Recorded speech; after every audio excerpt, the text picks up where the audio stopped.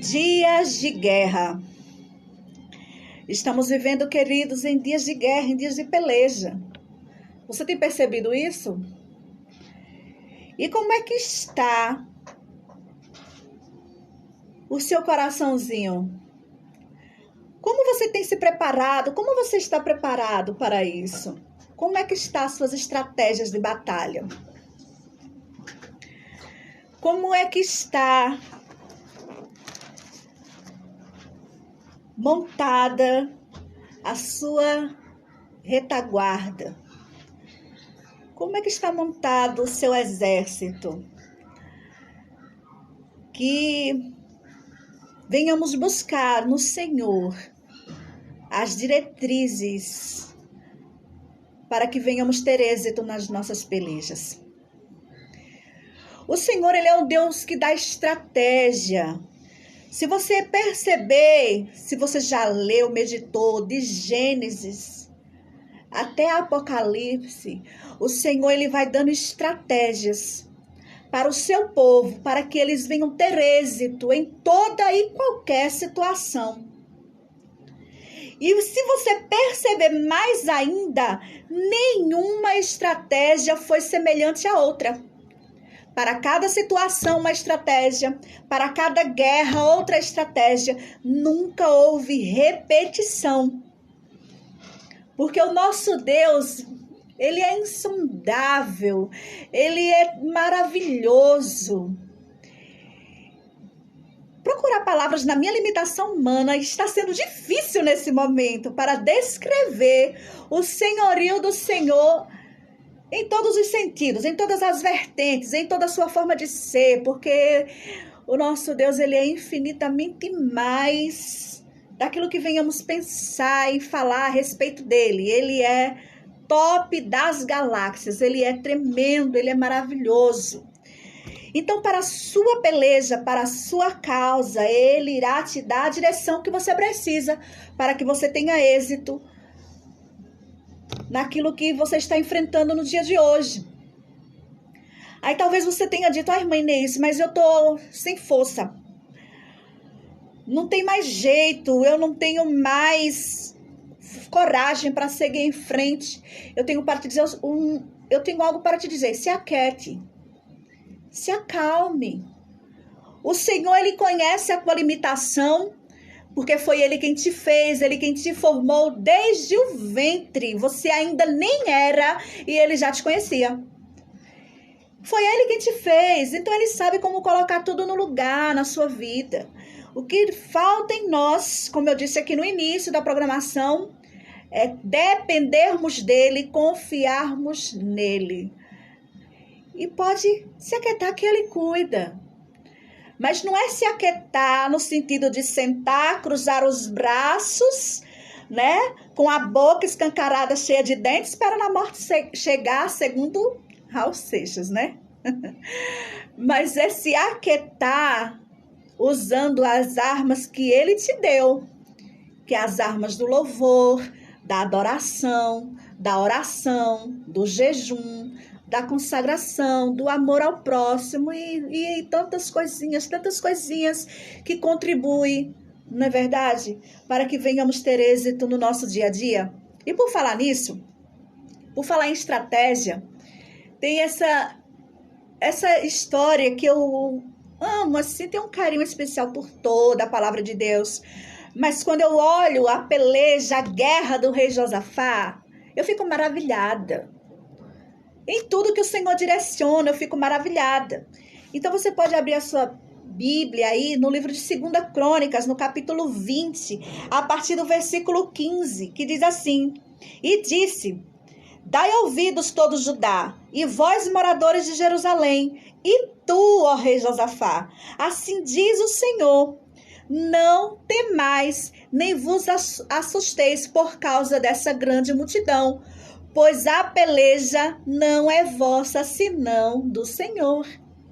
Olha só, a peleja é do Senhor. Ele diz, não tem mais, se aquietar, vai se aquietar. Ele diz no versículo 17, nessa peleja não tereis que pelejar, parai, Estai de pé e vede a salvação do Senhor para convosco, ó Judá e Jerusalém. Não temais, nem vos assusteis amanhã para os destruir. Ele temeu. É normal. Quando as lutas vêm ao nosso encontro, seja ela em qual área for, é normal a gente ter medo, porque é da nossa natureza humana. Mas nós não podemos nos render, nem nos deixarmos ser vencidos pelo medo. Mas precisamos fazer como o rei Josafá fez. Quando ele soube da notícia que o exército estava vindo ao seu encontro, ele temeu, mas ele foi buscar ao Senhor. Ele foi buscar ao Senhor, ele chegou e disse: Senhor, chega aqui.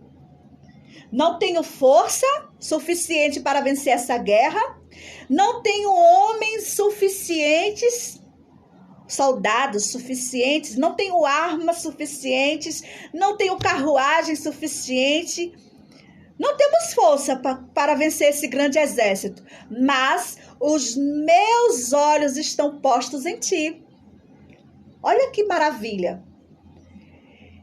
Ele assumiu a sua fraqueza naquele momento. Ele disse: eu não posso, eu não consigo, não tenho força, não tenho homens suficientes, não tenho armas suficientes, não tenho carruagem suficiente.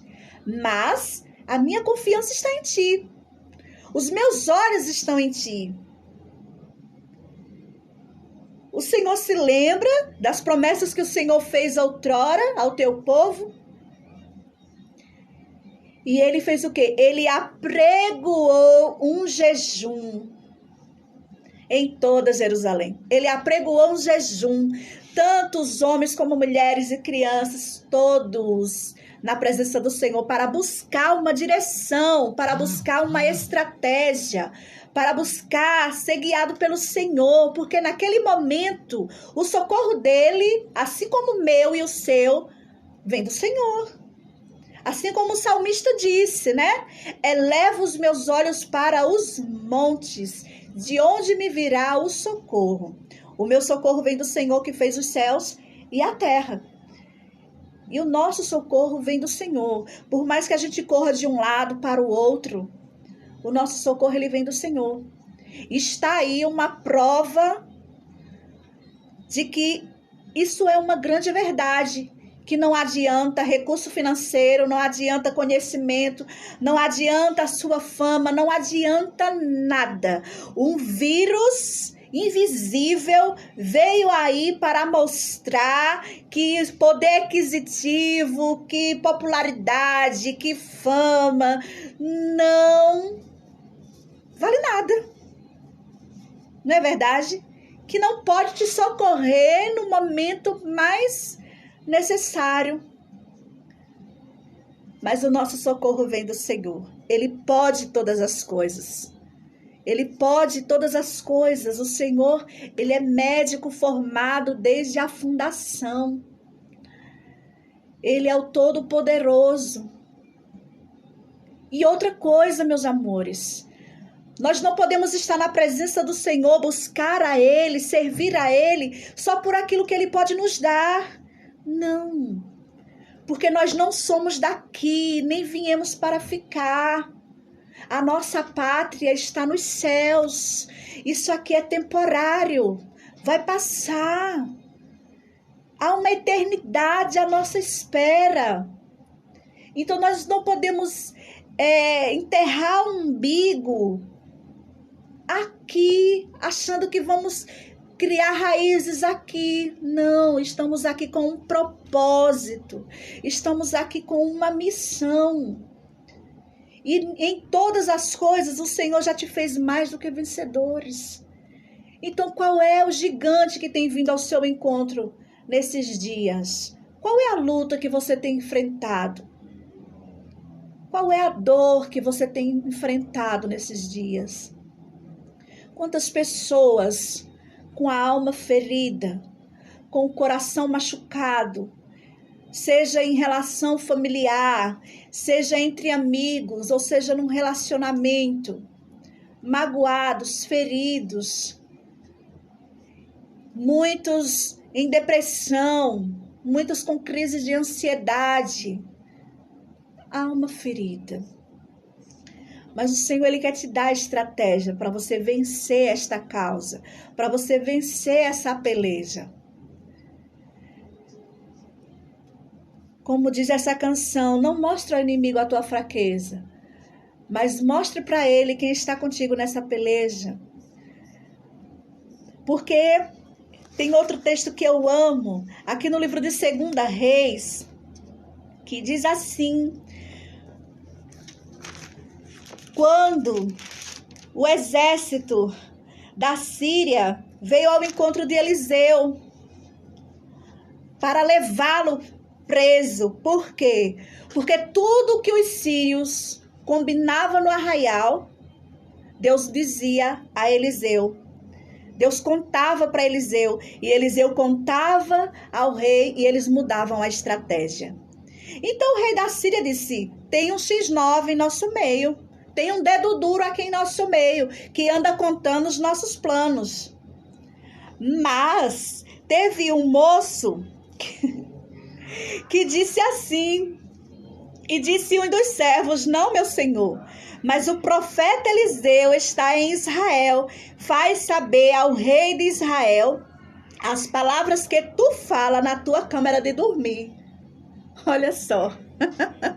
Eu acho isso lindo. Tudo que eles planejavam no seu quarto secreto, no seu quarto de dormir, tudo que ele planejava contra o povo de Israel, Deus chegava lá e contava a Eliseu. E Eliseu contava ao rei de Israel. E eles mudavam a rota, mudavam as estratégias, mudavam os percursos. E Deus ia dando vitória a eles. Aí o rei da Síria se revoltou. Tem um X9 em nosso meio. Tem um dedo duro aqui em nosso meio, que está contando tudo para o rei de Israel. Aí um dos servos do rei disse: não, há um profeta lá. Há um homem de Deus lá. E Deus revela a ele tudo o que você conversa na sua câmara de dormir. Então o rei disse: então vai buscar este homem. Vai buscar ele e traz ele para cá. E montou todo o exército e foi até Dotã, atrás de Eliseu. E quando o moço de Eliseu saiu fora, que viu aquele grande exército, teve muito medo e disse: meu senhor, e agora? E agora? E Eliseu orou e disse: Senhor, abre os olhos desse menino, abre os olhos dele, para que ele veja. E o Senhor abriu os olhos do moço e viu. E eis que o monte estava cheio de cavalos e carros de fogo ao redor de Eliseu. Viu só? E Eliseu disse o quê? Maior é o que está conosco do que o que está com eles. Então, maior é o Senhor na tua vida. Maior é o Senhor na tua vida do que todas as lutas que você tem enfrentado. Maior é o Senhor do que qualquer enfermidade. Maior é o Senhor do que qualquer perseguição. Maior é o Senhor do que tudo. Se a gente for descrever aqui cada situação que nós temos enfrentado no nosso dia a dia, iremos passar aqui séculos e séculos e séculos falando.